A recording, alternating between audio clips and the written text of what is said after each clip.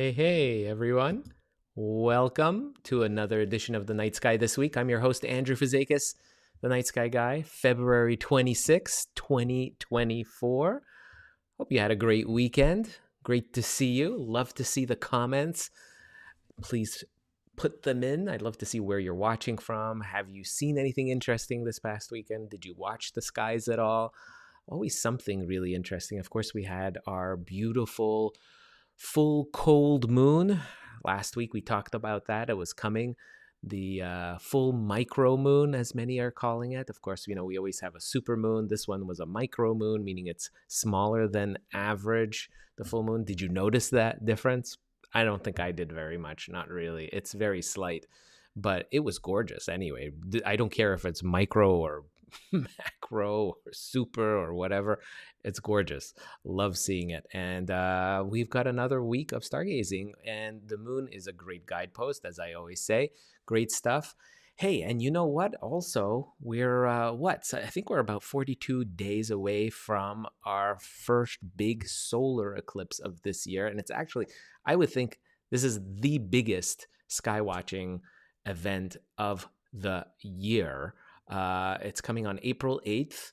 Throughout North America, all of North America will see at least a partial solar eclipse, and lucky sky watchers along a path, a corridor that stretches from Texas into eastern Canada are going to be able to see a total eclipse of the sun where the skies actually darken. This is probably the most exciting of all sky watching events that a person can witness.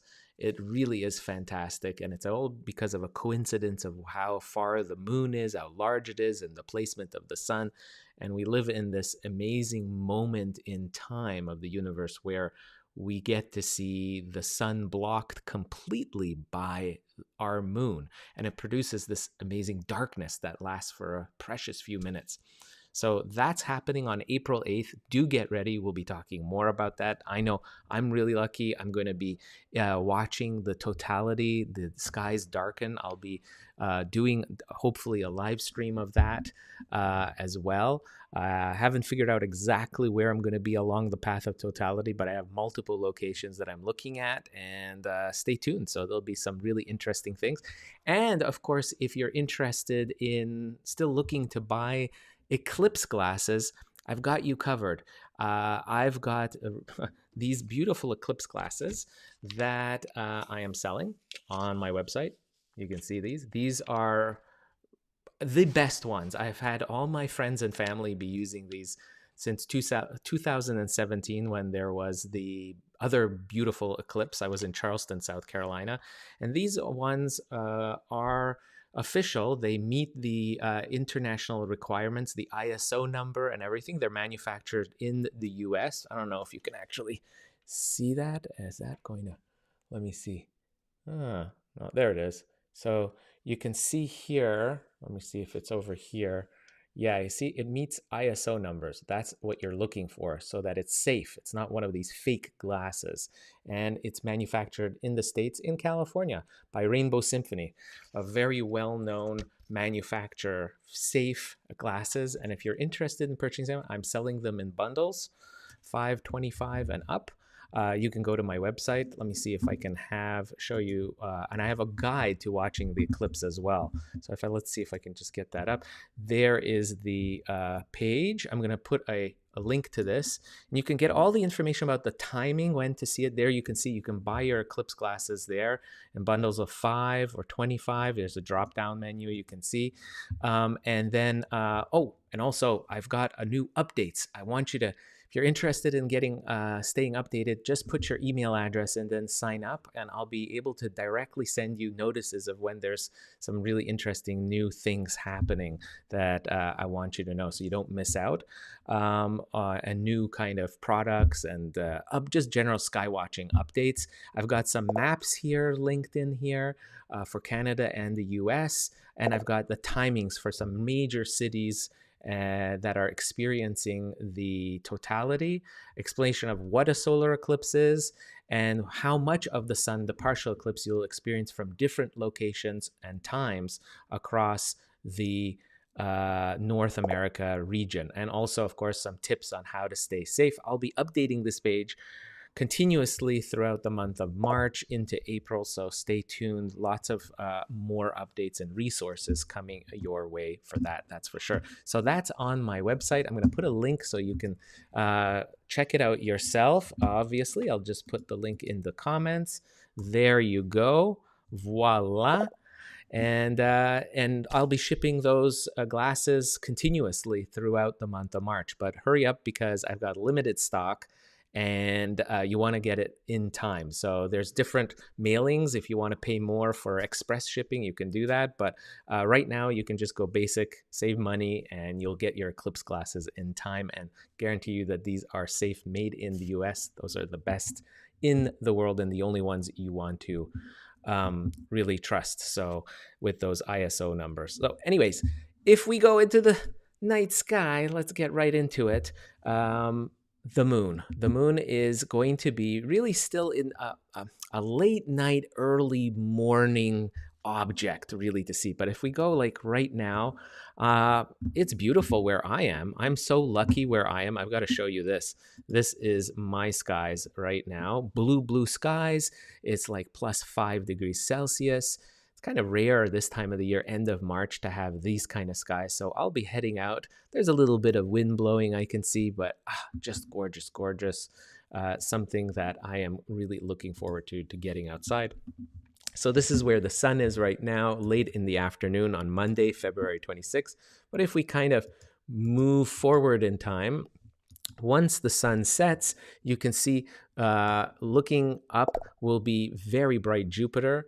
Highly recommend that. It is absolutely amazing to see because it's just the brightest star-like object in the southwestern skies.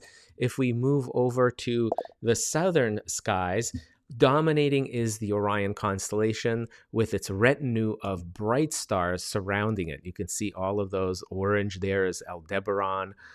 We got Procyon, Sirius, Rigel, Betelgeuse, all powerhouses, super bright stars.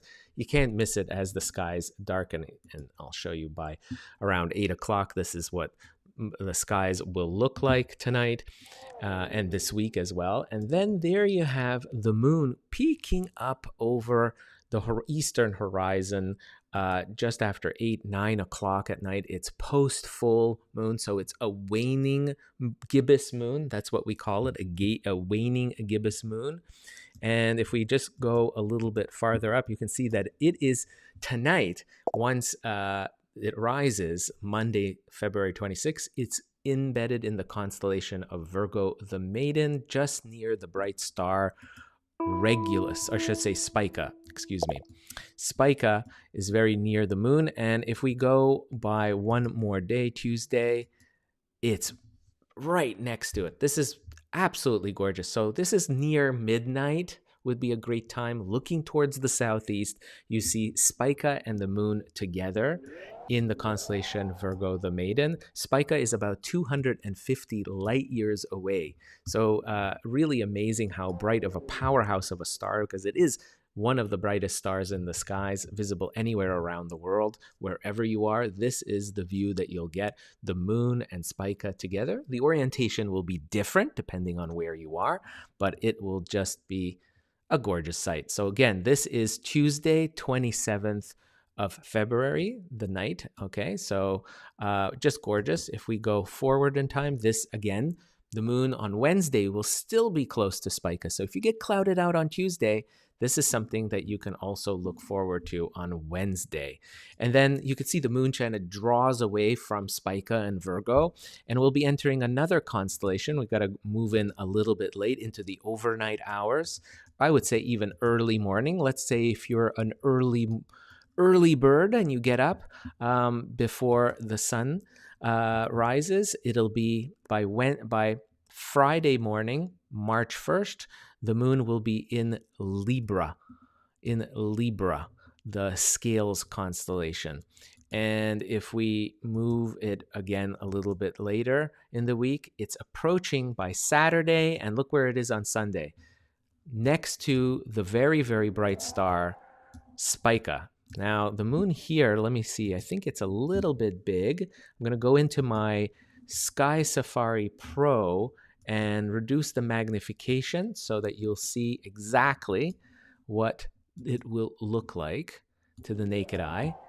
Look at that, right next to Antares. Now, Antares is a gorgeous, brilliant orange star.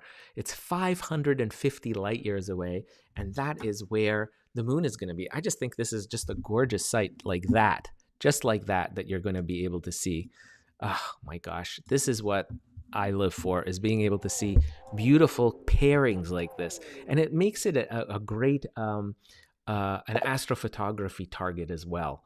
Being able to see it's in the constellation Scorpius, right? The zodiacal constellation. Again, we're looking early morning. You can see the time here, around 5 o'clock in the morning. You want to go out before dawn, before the dawn breaks, looking towards the southeast. It's going to be gorgeous, and it's a crescent moon too. Look at that. I'll just zoom in again. See that it's like actually, I'd say that's more like a quarter moon. Yeah, more like a quarter moon together. Just going to be gorgeous. And so that's Sunday. And by Monday next week, March 4th, it moves away from Antares. So this definitely for me is the number one kind of thing to see, is the moon cycling through different bright stars in the sky. If you want deep sky stuff, you have to do it a little bit early before the moon rises and its glare kind of washes out the sky. The moon is so near full early part of this week, most of this week actually, that it washes out a lot of the sky. So if you want to get a heads up on that, on the moon, you want to probably go sky watching earlier in the evening. So as soon as it gets dark after supper, around 7, 8, 9 is the best time to see things like, for instance, like Orion's belt, and see the Great Orion Nebula that's over here, or you want to see the Pleiades down here. All of this stuff is really what we call deep sky objects, and are best visible without the moon creeping up. So early in the evening, that's your best bet to see that. So all week long, that's what I would recommend.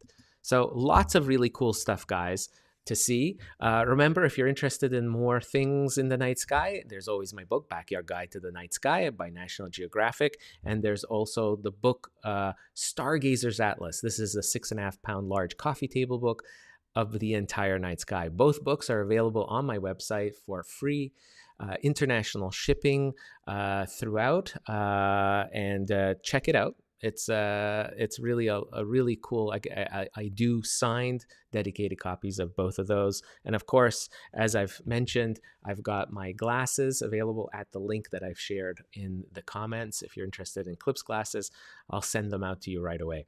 So there you have it, guys. Thanks so much for joining me again this week. I hope you stay safe and healthy, and until the next video, clear skies. Bye bye.